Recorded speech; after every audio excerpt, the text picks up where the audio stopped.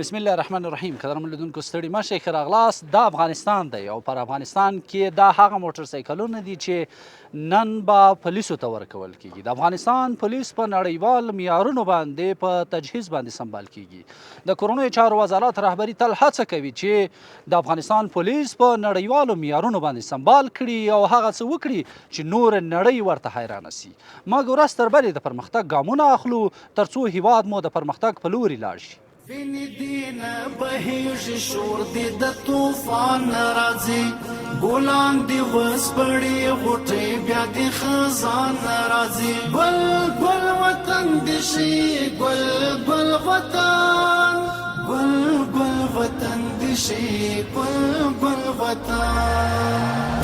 ویني دینه بهیږي شور دی د طوفان راځي، ګلان دی وسپړي غوټې بیا دی خزان راځي. ګل ګل وطن دی شي، ګل ګل وطن، ګل ګل وطن دی شي، ګل ګل وطن. هڅې دي زیاتې شي لاشه د نیکمرغۍ په لورې، زیرې دي واورېږي بیا د ابادۍ په لورې. هڅې دي زیاتې شي لاشه د نیکمرغۍ په لورې، زیرې دي واورېږي بیا د ابادۍ په لورې. حال د خوښیو دی وي، حال دی د خفګان راځي، حال د خوښیو دی وي، حال دی د خفګان راځي. قال فما خطبكم أيها المرسلون قالوا إنا أرسلنا إلى قوم مجرمين لنرسل عليهم حجارة من طين مسومة عند ربك للمسرفين.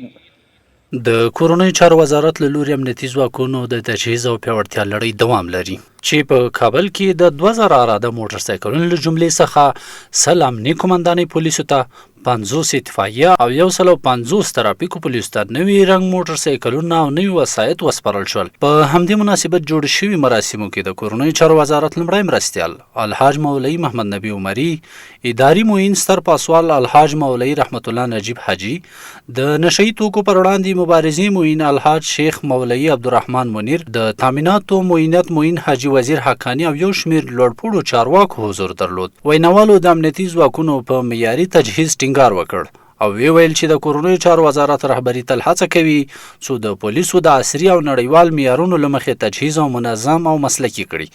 الحمدلله ثم الحمدلله د ولس د خدمت دپاره د شهري نظم او ډیسپلین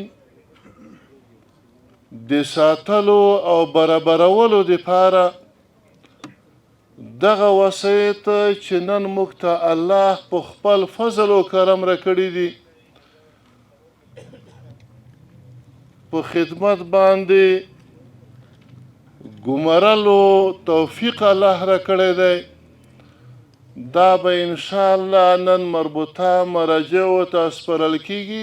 هغه ملګری، هغه مجاهد، هغه سرباز او هغه د ترافیکو یا د اطفایي یا د پولیسو عضوه چې دا وسیله دته سپارل کیږي، دا یو امانت.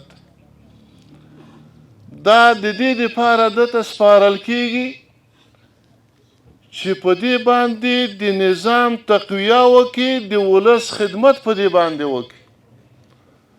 اوس د دې نه خو اختیار د تا دی که دا په هغه طریقه باندې استعمالوي، استخداموي چې په کومه طریقه تا ته سپارل شوی دی. عند الله به د هم مسؤلیت خلاص وي او عند الناس به هم انشاءالله بیا مسؤول نه وي. مثال په طور یو لاره ده، یو سړک دی،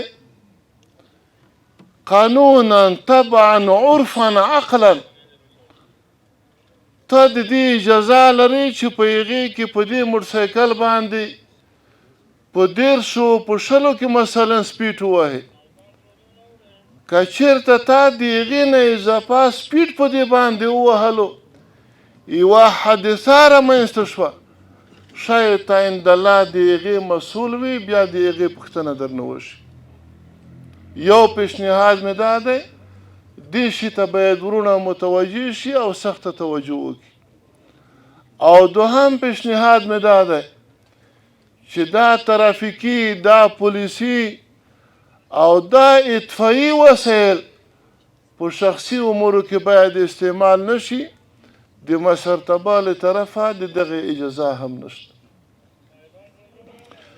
او بل پیشنهاد مې له دغه میکروفون د لارې ولس ته دا دی هر هغه څوک چې د موږ پیغام اوري د هغوی نه مو غوښتنه دا ده چې د موږ د پولیسو، ترافیکو او د اطفایي د ملګرو مسؤلینو منصوبینو سره پوره همکاري وکړي.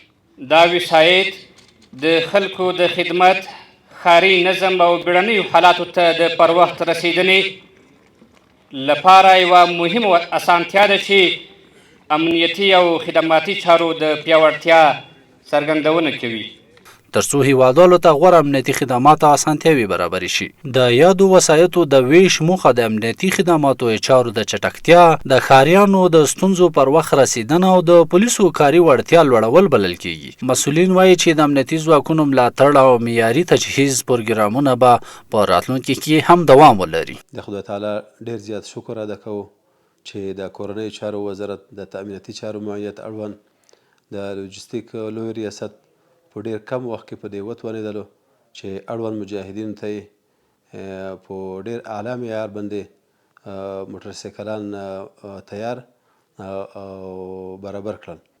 سږ کال موږ تقریبا په حدود د 2000 اراده موټرسایکلانو کې موږ د اړوند مجاهدینو او منصوبینو لپاره خریداري کړل چې نن یې د وزارت د رهبرۍ د طریقه د دغه موټرسایکلانو د توزیع لړۍ رسما پیل شوه.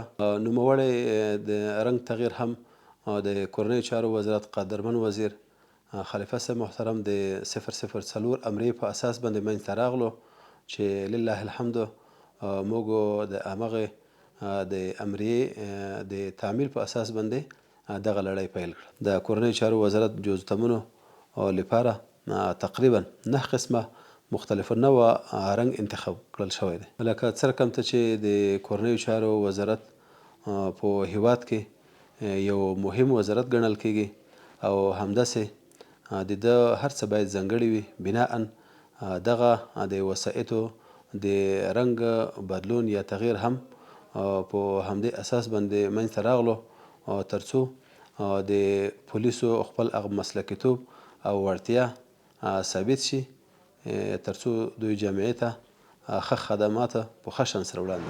موږ مسؤلیت منو او هیواد جوړو. هیواد هغه وخت جوړول کیږي چې شپه ورځ هڅه وکړو. دغه پولیس، دغه تجهیزات دا د پولیسو لپاره دي او انشاءالله هیواد به په نورو برخو کې هم په خپل ځان باندې بسیا کوو. تر بیا چې ستاسو حضور ته حاضرېږم تاسې په لوی او بښونکي خدای تعالی سپارم. هر ځای چې وایي سوکاله او د پرمختللي افغانستان په هیله.